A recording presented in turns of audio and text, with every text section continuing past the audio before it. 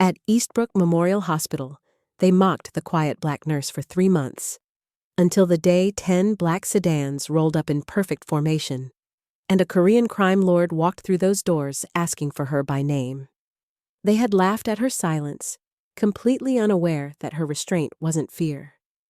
It was discipline learned in places where the wrong word could mean death, and her steady hands had once synthesized antidotes that would never appear in any medical textbook.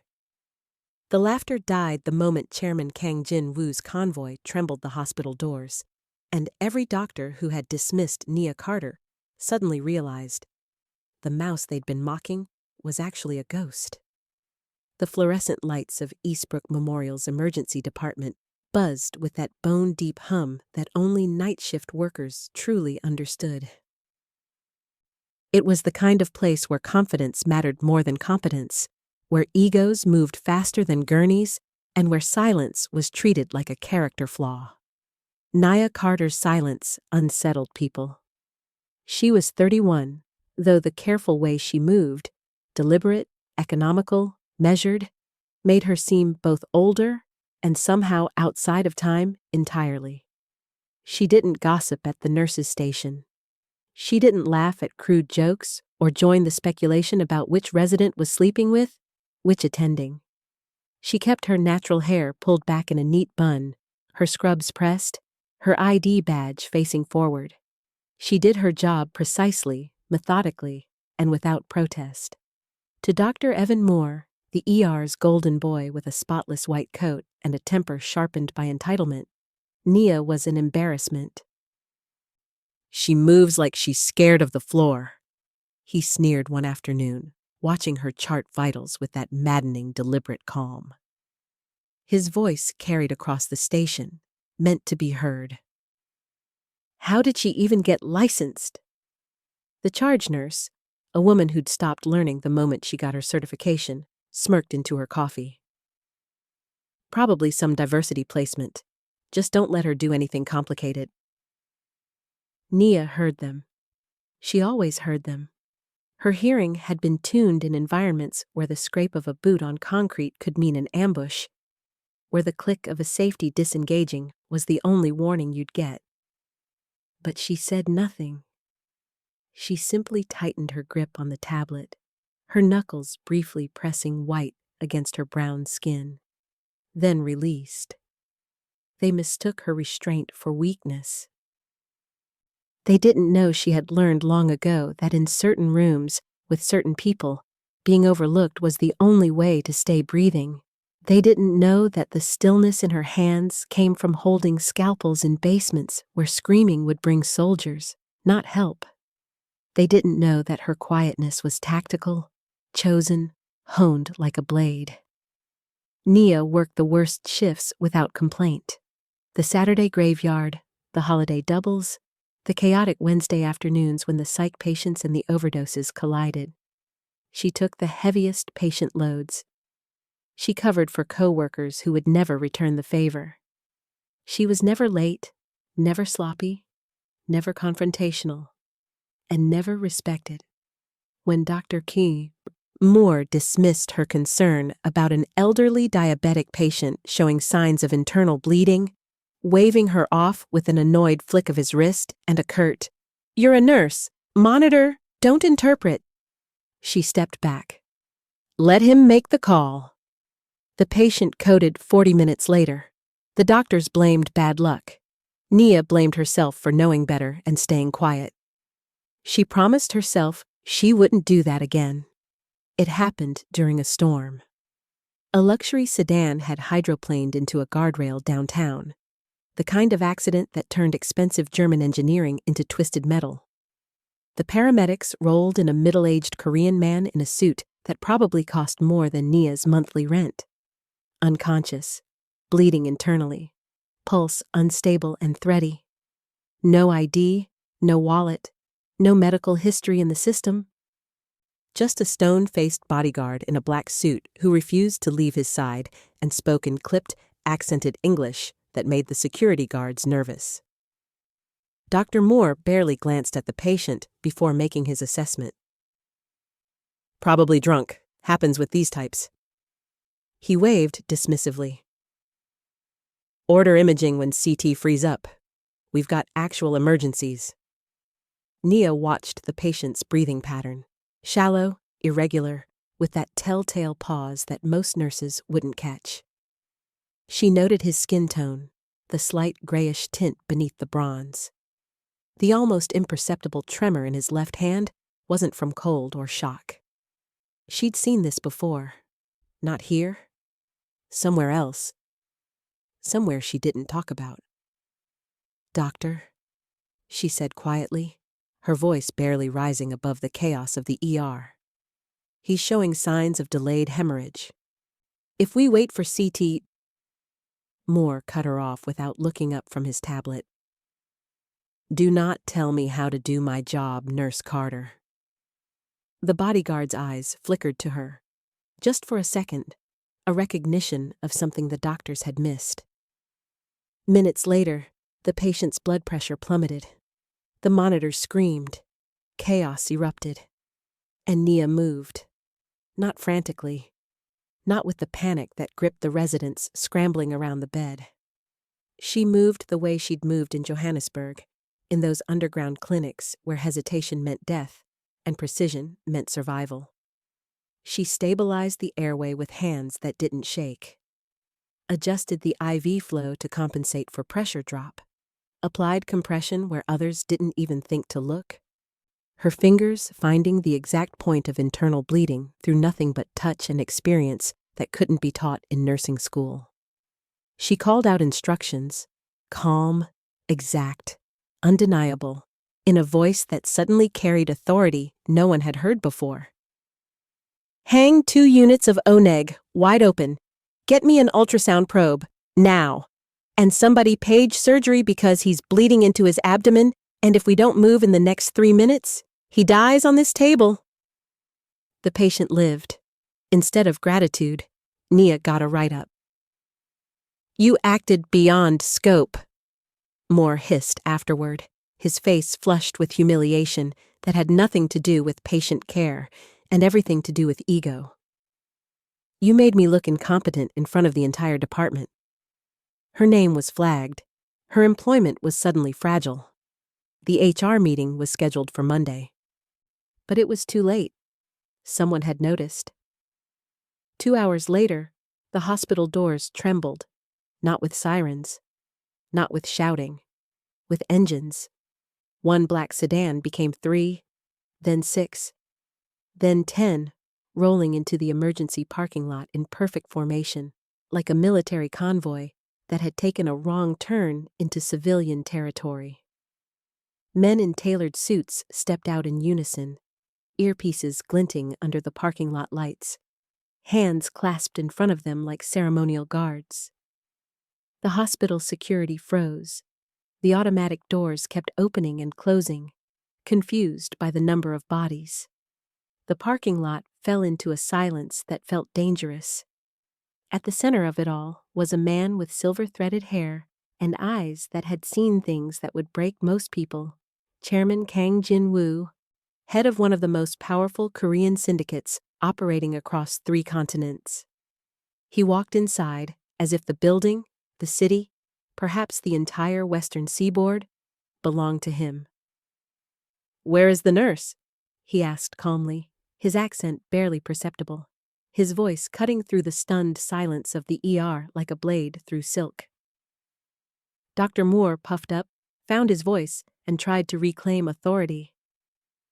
"Sir, you can't just..." Kang ignored him completely. His eyes swept the room with the efficiency of someone who'd learned to assess threats in seconds. "The black nurse," he clarified, his gaze landing on Nia across the department. "The one who saved my brother." Every head turned. Nia's stomach dropped. She knew exactly who this man was. She recognized the tattoo barely visible at his collar, the 3-stroke mark of the Chilshong Pa. She knew why he was here, and she knew that the life she'd carefully constructed, the invisibility she'd cultivated, the past she'd buried in Johannesburg under a different name and a redacted file, All of it was about to come crashing down. Because Kang's brother wasn't just injured in a car accident, he was poisoned. Hello, my friends. Thanks for joining me on this fascinating story. Before we continue, please kindly help subscribe to the channel, like the video, and comment where you are watching from and what time it's at your end. Now, let's continue with our story. 3 weeks before the convoy, the assignment board told you everything you needed to know about where you stood at Eastbrook Memorial. Nia's name appeared in the worst slots with predictable regularity. Saturday overnight, the 3 p.m. to 3 a.m. chaos shift. The holiday coverage that meant working Christmas Eve while everyone else celebrated with family. Next to her assignments, the patient codes that made other nurses suddenly remember urgent appointments, the combative psych transfers, the detoxing addicts, the confused dementia patients who required constant reorientation.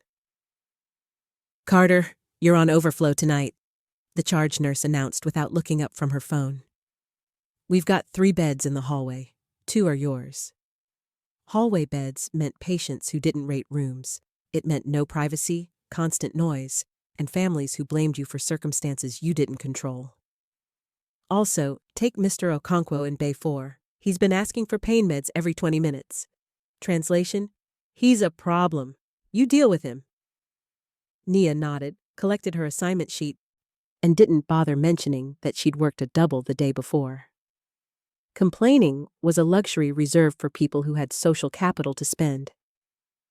She found Mr. Okonkwo exactly where implied complaints lived, a 67-year-old Nigerian man with end-stage kidney disease, his dark skin ashen with pain, his wife sitting beside him with eyes that had stopped expecting kindness from this place. "Please," he whispered when Nia approached. "It's the cramping again. My legs." "I'll check your chart," Nia said quietly, her voice gentle in a way it never was with the other staff.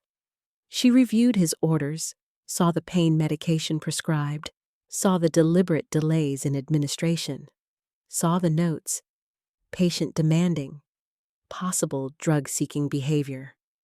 She recognized that language. It was code. It meant his pain had been dismissed before it was evaluated. Nia administered the medication, adjusted his position, stayed until his breathing eased. His wife gripped her hand. "Thank you," she whispered.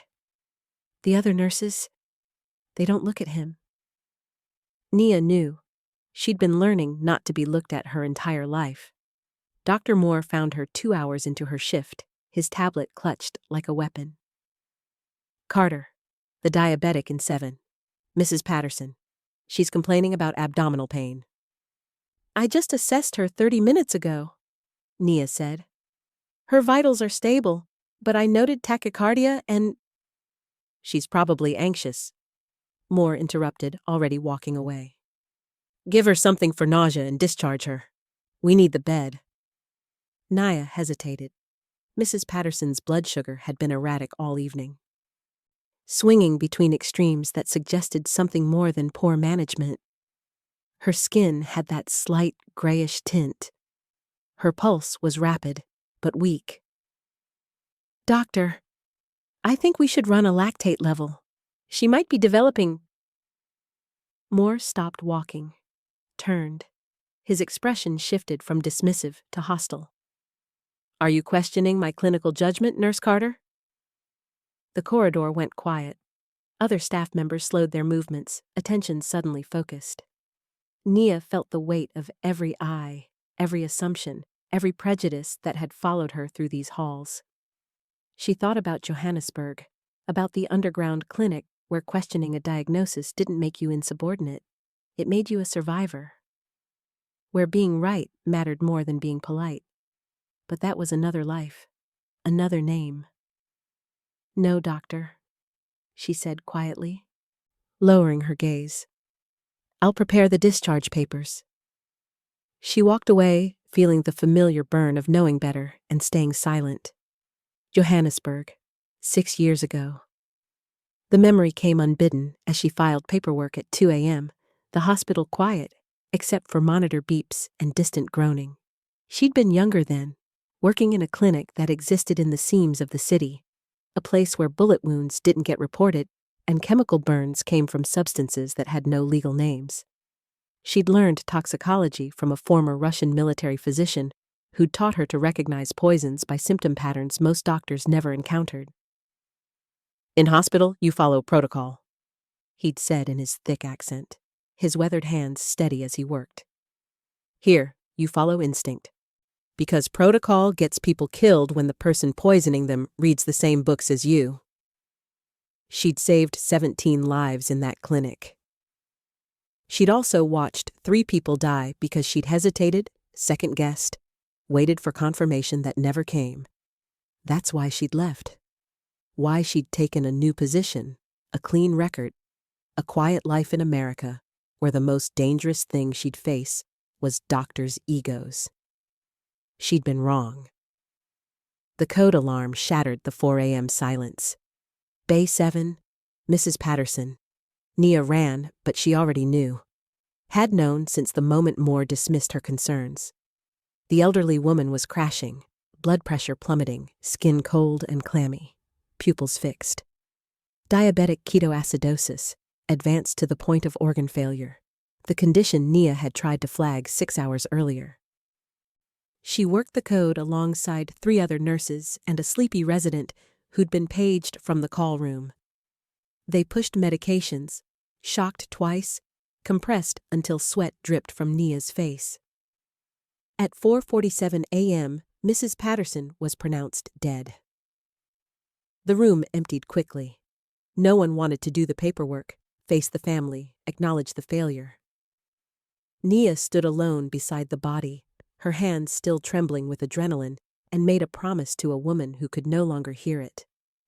Never again. She didn't know that keeping that promise would cost her everything she'd built.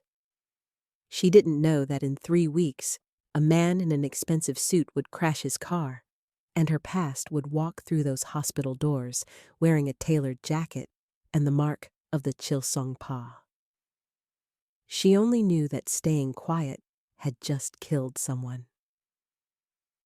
And that she was done being invisible. The death certificate listed the cause as acute complications from diabetic ketoacidosis. Clean, clinical, blameless.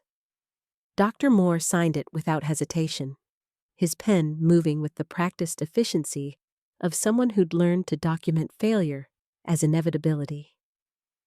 At the morning briefing, he addressed the overnight team with the weary authority of a man burdened by circumstances beyond his control. "Mrs. Patterson presented with a complex metabolic picture," he said, his voice measured, almost sympathetic. "Sometimes, despite our best efforts, the progression is simply too rapid. These cases remind us that medicine isn't always about what we do. Sometimes it's about what the body decides." Nods around the table, murmured agreements, the comfortable consensus of professionals absolving themselves.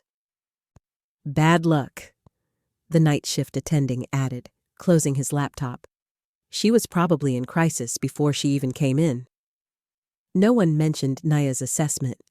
No one reviewed the timeline. No one asked why a nurse's concerns had been dismissed 6 hours before a preventable death.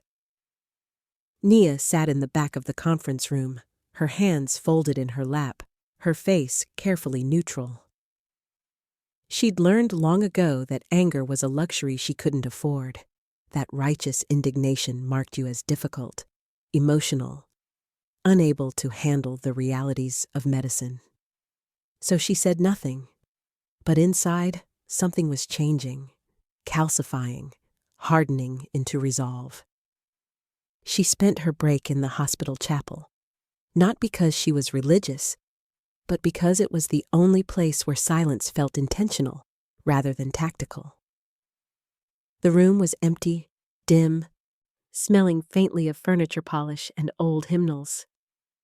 Nia sat in the back pew and let herself feel what she'd been suppressing for 6 hours. Guilt, heavy and consuming. The kind that wrapped around your chest and made breathing a conscious effort.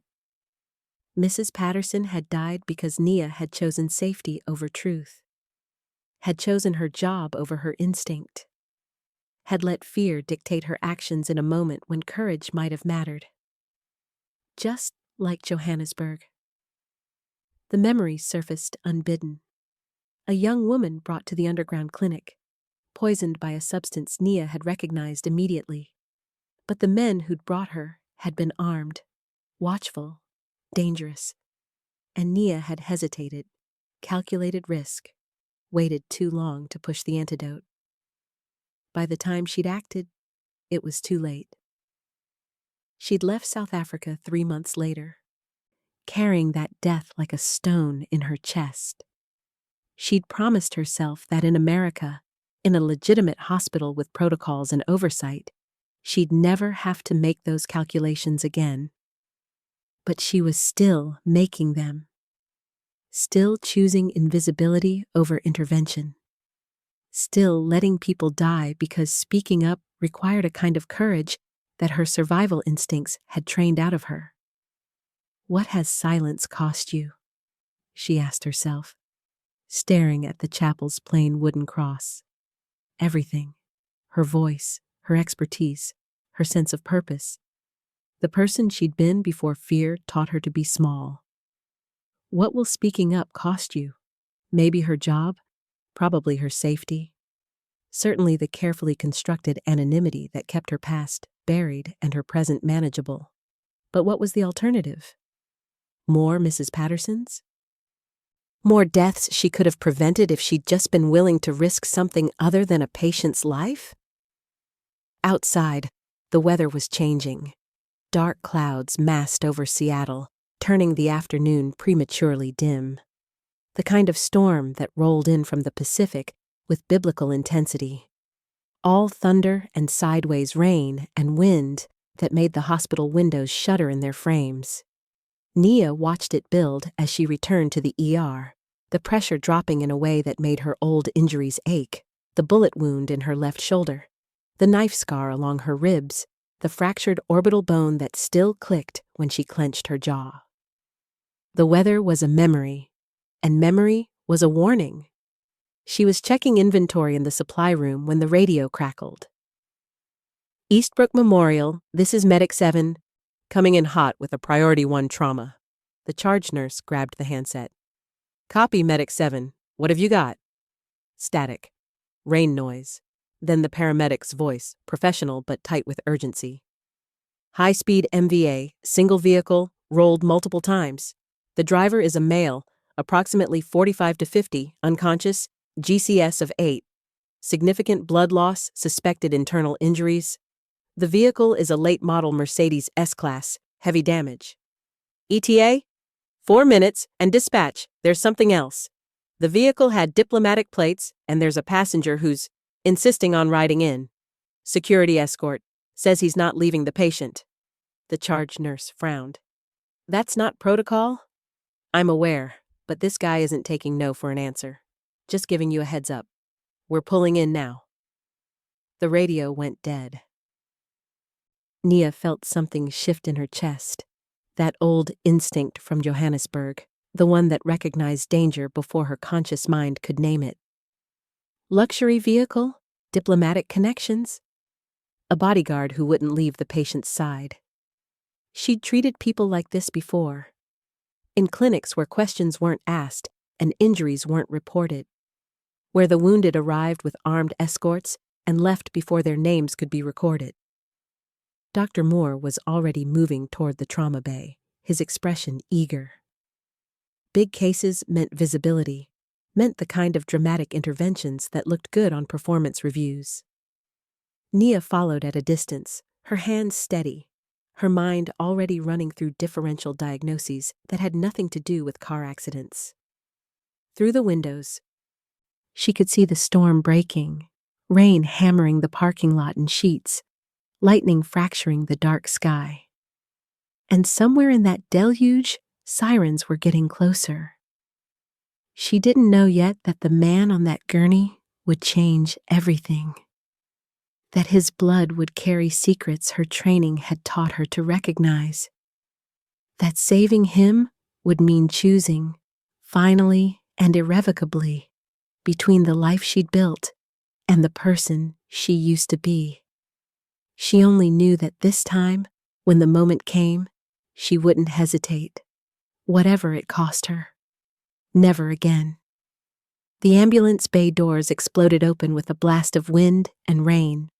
The paramedics came through fast, the gurney wheels hydroplaning on the wet floor, water streaming from their jackets.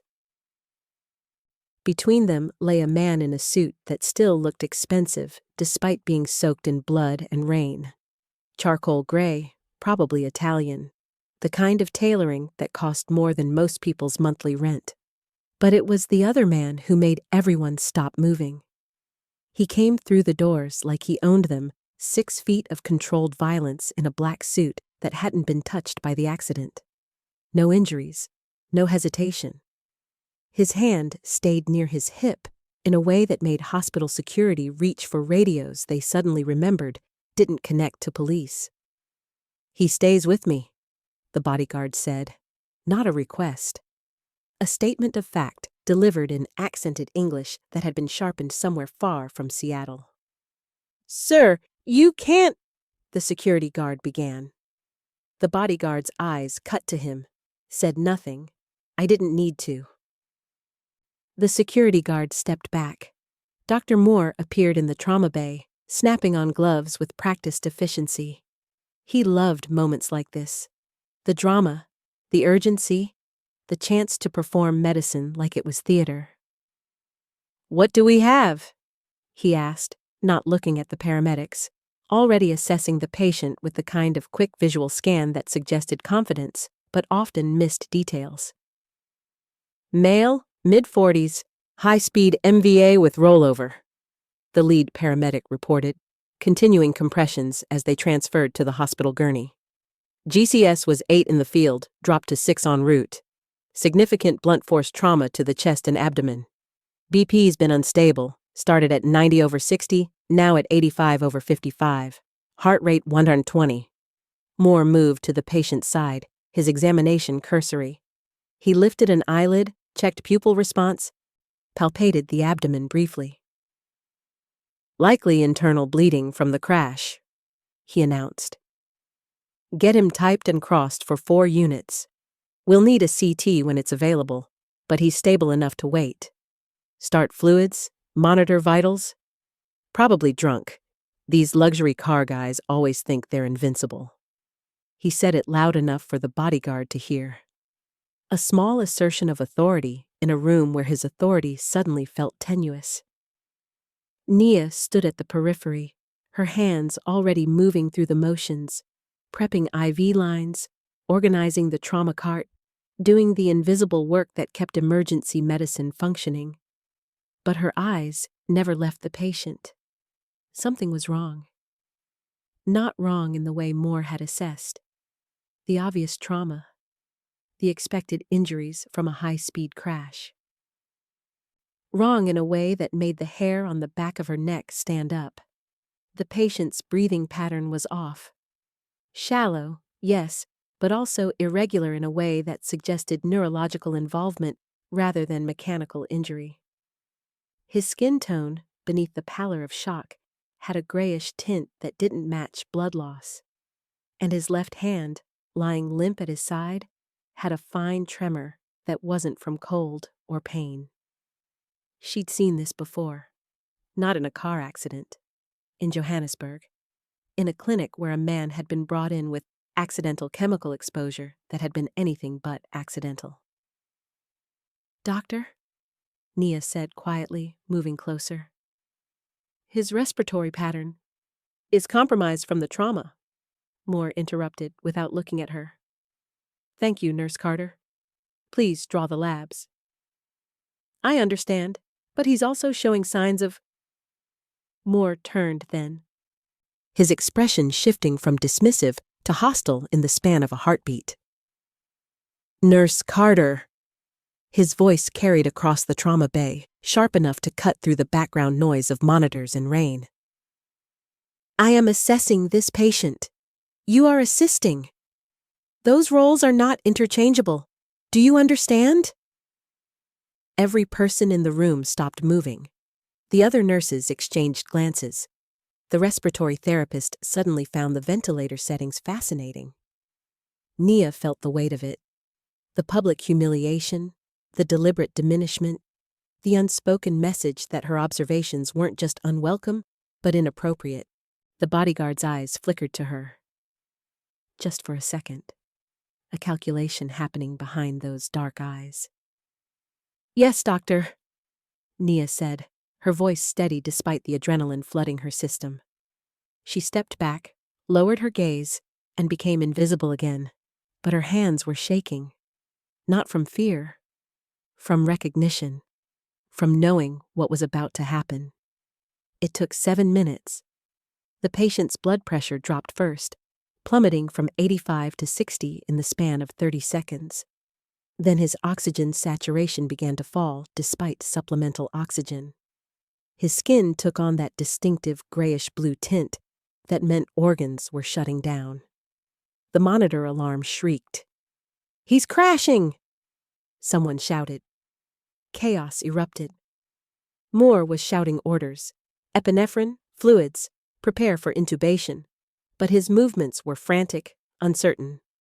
The movements of someone who'd suddenly realized he'd missed something critical and didn't know what. The bodyguard moved toward the bed. 2 security guards blocked him. The tension in the room ratcheted up toward violence. And Nia stopped thinking. Her body remembered what her mind had tried to forget. Johannesburg. The underground clinic. The poisoning case looked exactly like this. She moved to the head of the bed, her hands already reaching for the intubation equipment. He's not bleeding out. He's being poisoned. His airways compromised from chemical exposure. What? Moore turned on her. That's ridiculous. His tremor isn't from trauma. His skin color isn't from blood loss. And his breathing pattern suggests neurotoxin exposure, not mechanical injury. She was already working, positioning his head, preparing to intubate with a precision that came from muscle memory forged in places where hesitation meant death. Step back, Nurse Carter, or I'll have you removed. The patient stopped breathing. Nia didn't step back. She moved forward, her voice cutting through the chaos with a calm that didn't belong in an ER nurse's throat. Someone bagged him. I need etomidate and succinylcholine for RSI. Now. And get toxicology on the phone, because if I'm right, we have about 10 minutes before this becomes irreversible. Her hands were steady. Her voice didn't waver. And for the first time in 3 years, Nia Carter stopped being invisible. The bodyguard's expression changed, recognition flickering across his face. He pulled out his phone, dialed a number, and spoke rapid Korean into it. One word caught Nia's attention. A name. Kang. And she knew with absolute certainty that saving this man's life was about to destroy hers. The patient stabilized at 6:47 a.m. His breathing normalized. His blood pressure climbed back to acceptable ranges. The grayish tint faded from his skin, replaced by the healthier pallor of someone merely injured rather than actively dying. Toxicology confirmed what Nia had suspected. Trace amounts of a rare organophosphate compound in his blood, the kind used in agricultural pesticides, or, more precisely, in targeted poisonings designed to mimic natural causes. The trauma team worked in stunned silence as the lab results came back. Dr. Moore stood at the edge of the room, his jaw tight, his hands clenched at his sides. He'd been wrong, publicly, completely, and a nurse had been right. The bodyguard never left his position by the door. His eyes tracked Nia's movements with an intensity that made her skin prickle. Not threatening, assessing. Like he was cataloging every decision she made, every technique she employed, filing it away for later use. When the patient was finally stable enough to transfer to ICU, Naya stripped off her gloves and walked toward the staff break room, her legs suddenly unsteady with the adrenaline crash she'd been suppressing for the last 2 hours. She made it 3 steps before Dr. Moore's voice stopped her. "Nurse Carter, my office. Now." The write-up took 10 minutes to complete. Moore sat behind his desk, a power play putting physical barriers between them, his fingers flying across his keyboard with the practiced efficiency of someone who'd done this before. "You violated protocol," he said without looking up. "You performed procedures outside your scope of practice. You contradicted a physician's orders in front of staff and patients. You created a hostile work environment." Nia stood on the other side of the desk, her arms at her sides, her face carefully neutral. "The patient would have died. That's not your determination to make?" Moore finally looked up, his eyes cold. "You're a nurse, Carter, not a doctor, not a toxicologist, not a diagnostician. You follow orders. That's the entire foundation of the medical hierarchy. Even when those orders are wrong?" The question hung in the air between them, dangerous and unretractable. Moore's expression hardened. "You made me look incompetent in front of my colleagues, in front of hospital security, in front of a patient's family." He turned the monitor toward her. "This goes in your permanent file. One more incident like this, and you're terminated. Do you understand?" Nia understood perfectly. She understood that competence was threatening when it came from the wrong person. That being right mattered less than maintaining hierarchy. That saving a life counted for nothing if you did it without permission. "Yes, doctor," she said quietly. She left his office with the same careful invisibility she'd cultivated for 3 years, her face betraying nothing of the rage burning in her chest. The administrative meeting happened 3 hours later. Mr. Henderson, the hospital administrator, sat across from her in the HR conference room with the weary expression of someone managing a problem rather than addressing an injustice. "Dr. Moore has raised concerns about your clinical judgment," Henderson said, reading from the complaint on his tablet. "He feels that you've been overstepping your role as a nurse, making independent decisions that should be made by physicians." "I identified a poisoning that would have been missed," Nia said evenly. "The toxicology report confirms?" "The toxicology report confirms that the patient had unusual compounds in his system," Henderson interrupted. "It doesn't confirm that your intervention was necessary or appropriate. Dr. Moore maintains that he would have ordered those same tests once the patient was stable." A lie. They both knew it. "The patient wasn't going to be stable," Nia said. "He was dying." Henderson sighed. "Ms. Carter, I need you to understand something. This hospital functions on trust. Trust between departments, between doctors and nurses, between administration and staff. When that trust breaks down," he gestured vaguely, "it creates liability for everyone.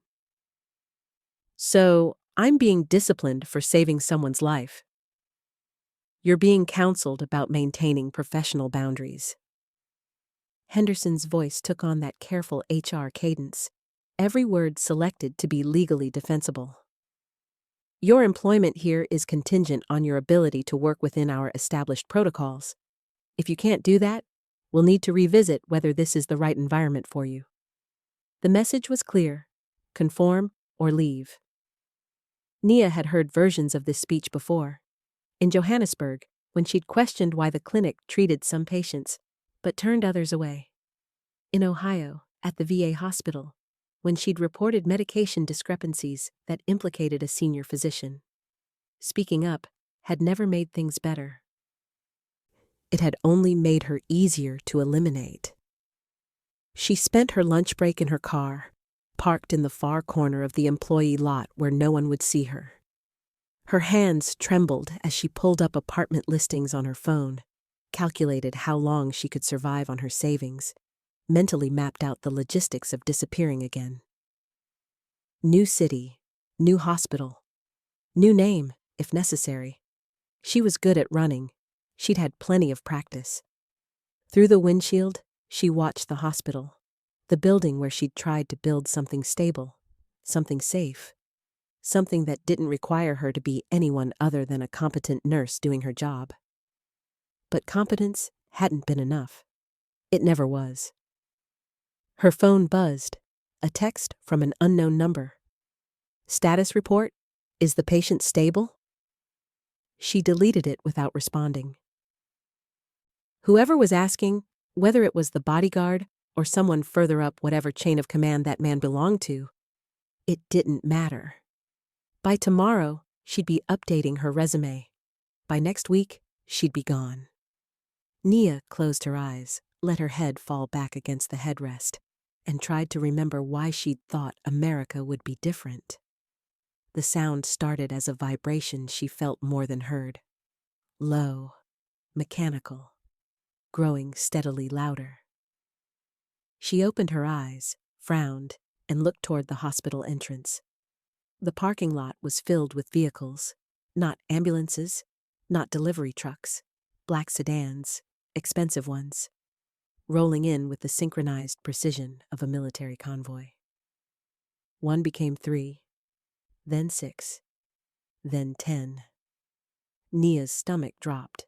She recognized this, the formation, the coordination. The unmistakable message of organized power moving with purpose. Men in dark suits were stepping out, earpieces glinting in the afternoon light. And at the center of it all, emerging from the largest sedan, was a man with silver-threaded hair and eyes that had seen things that would break most people. He walked toward the hospital entrance like he owned it. Nia knew, with sudden, absolute certainty, that running was no longer an option. Whatever was about to happen, it had already found her. The automatic doors at Eastbrook Memorial's main entrance kept opening and closing, confused by the number of bodies.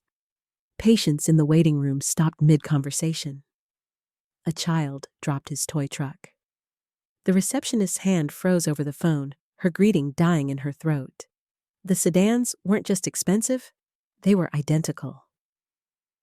10 black vehicles arranged in perfect formation across the parking lot, angled with military precision, creating a perimeter that transformed the hospital entrance into something else entirely. Something controlled. Something dangerous. The men who emerged moved in unison, not the hurried scramble of emergency responders, not the casual authority of police. This was choreographed, rehearsed. The synchronized movements of people who'd been trained to operate as a single organism. They wore tailored suits that didn't quite hide the shapes beneath. Shoulder holsters, communication equipment, the subtle bulk of body armor. Earpieces glinted in the afternoon light. Hands stayed clasped in front of them, the universal posture of professional protection. Hospital security approached, then stopped. One guard reached for his radio. His partner put a hand on his arm, shook his head. Some instinct, survival, recognition, fear, told them that whatever was happening, their authority was irrelevant here. The waiting room had gone completely silent. He emerged from the center vehicle like a man who'd never questioned whether doors would open for him. Chairman Kang Jin-woo was perhaps 60, though his silver-threaded hair and the lines around his eyes suggested he'd earned those years through harder currency than time. He wore a charcoal suit that probably cost more than most people's cars, perfectly tailored, perfectly pressed, despite the long drive from wherever he'd come from. But it wasn't the suit that made people step back. It was his eyes. Cold, evaluating. The eyes of someone who'd made decisions that would haunt other people, but never cost him sleep. He walked through the entrance with 4 men flanking him, not hovering, not crowding, but positioned with the unconscious precision of people who'd protected him for years. The automatic doors stayed open, as if they, too, recognized authority when it entered. The receptionist tried to speak. "Sir, can I help?" Kang didn't acknowledge her. He stopped in the center of the waiting room, his gaze sweeping the space with the efficiency of someone who'd learned to assess threats and assets in seconds. "Where is the nurse?" he asked. His voice was quiet, calm. Perfectly accented English that suggested expensive education and deliberate practice. But it carried across the waiting room like a blade drawn slowly from its sheath. Dr. Moore appeared from the hallway, still wearing his white coat like armor. He'd probably heard the commotion, had probably expected to assert control, to remind whoever this was that he was dealing with a hospital and not, "Sir, you can't just—" Moore began, puffing his chest, trying to reclaim the authority that had been slowly leaking from him all day. Kang ignored him completely. His eyes swept past Moore as if he were furniture, as if his presence, his protest, his entire existence was simply irrelevant to the matter at hand. "The black nurse," Kang clarified, his gaze still moving through the room, searching. "The one who saved my brother." Every head turned, following his line of sight, looking for whoever had drawn the attention of a man who arrived with 10 cars and enough security to invade a small building. Nia stood near the nurse's station, a stack of patient files still in her hands. Their eyes met across the waiting room. Her stomach dropped to somewhere around her knees. She recognized him. Not personally, they'd never met. But she recognized the 3-stroke tattoo barely visible at his collar. Recognized the formation of his security detail. Recognized the particular quality of fear he generated in everyone around him. Chilseong-pa, one of the Korean syndicates that operated across 3 continents with the efficiency of a corporation and the ruthlessness of a cartel. She'd treated their people before, in Johannesburg, in the underground clinic where patients arrived with injuries that couldn't be explained and cash that didn't require receipts. She'd saved their people, and she'd made very sure to never be important enough to remember. But she'd just saved someone's brother. Someone important. Someone connected. And now, Kang Jin-woo was standing in her hospital, surrounded by enough armed security to make the Seattle PD think twice, asking for her by description because he probably didn't even know her name. "That's Nurse Carter," someone said. Jessica, the charge nurse, her voice tight with confused fear. Kang turned his attention to Nia. He studied her for a long moment. Not threatening, just assessing, the way a collector might examine a painting to determine its provenance. Then he walked toward her. His security detail moved with him, maintaining formation. The waiting room parted like water, people pressing against walls to create space. Moore tried one more time. "Sir, this is highly irregular." One of Kang's men stepped into Moore's path. Didn't touch him. Didn't speak. Just positioned himself between the doctor and his employer with the casual efficiency of someone who'd done this 10,000 times. Moore went silent. Kang stopped 3 feet from Nia, close enough to speak quietly, but far enough to be respectful. His eyes, cold, calculating, ancient with experience she didn't want to imagine, fixed on her face. "You recognize the poison," he said. Not a question. Nia's mouth was dry. "Yes." The doctors here would have called it organ failure, would have treated the symptoms while he died slowly. "Yes," she said again. "But you knew better." He tilted his head slightly. "How?" The question hung in the air between them, loaded with implications that extended far beyond medical training. Nia could feel every eye in the waiting room on her. Could feel her carefully constructed anonymity crumbling in real time. She met Kang's gaze steadily. "I've seen it before?" Something flickered in his expression. Recognition. Understanding. "Yes," he said softly. "I thought you might have." He turned to face the hospital administration. Henderson had appeared, flanked by two other executives, all of them trying to project authority while clearly having no idea how to handle this situation. "This nurse saved my brother's life," Kang said, his voice carrying clearly through the now silent waiting room. "She identified a poisoning your system would have buried. She acted when your doctors hesitated." He paused, let the words settle. "She will not be disciplined. She will not be dismissed. And anyone who interferes with her work—" He let the sentence trail off, the implication unmistakable. "Interferes with me?" The meaning was crystal clear. Nia Carter had just been claimed by the Korean Mafia. And everyone in that hospital knew it. The offer came 3 days after the convoy left. Kang's representative arrived alone this time. No security detail, no dramatic entrance.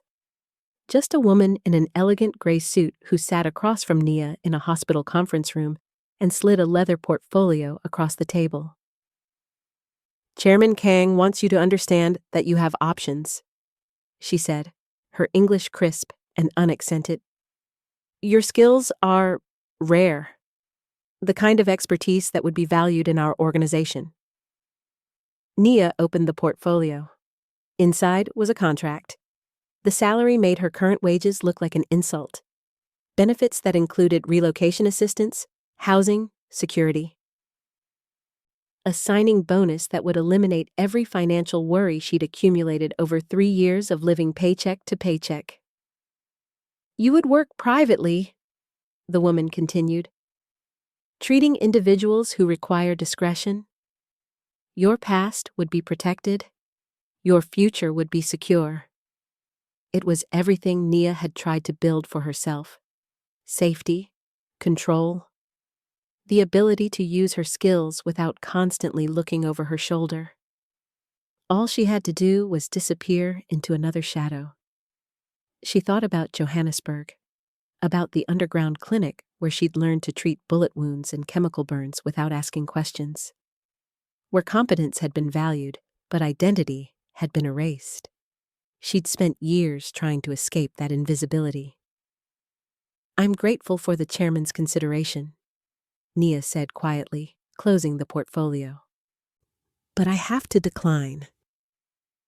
The woman's expression didn't change.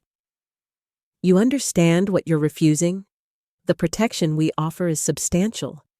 There are people who would be interested in someone with your particular expertise." "I understand. And you still decline?" "Yes."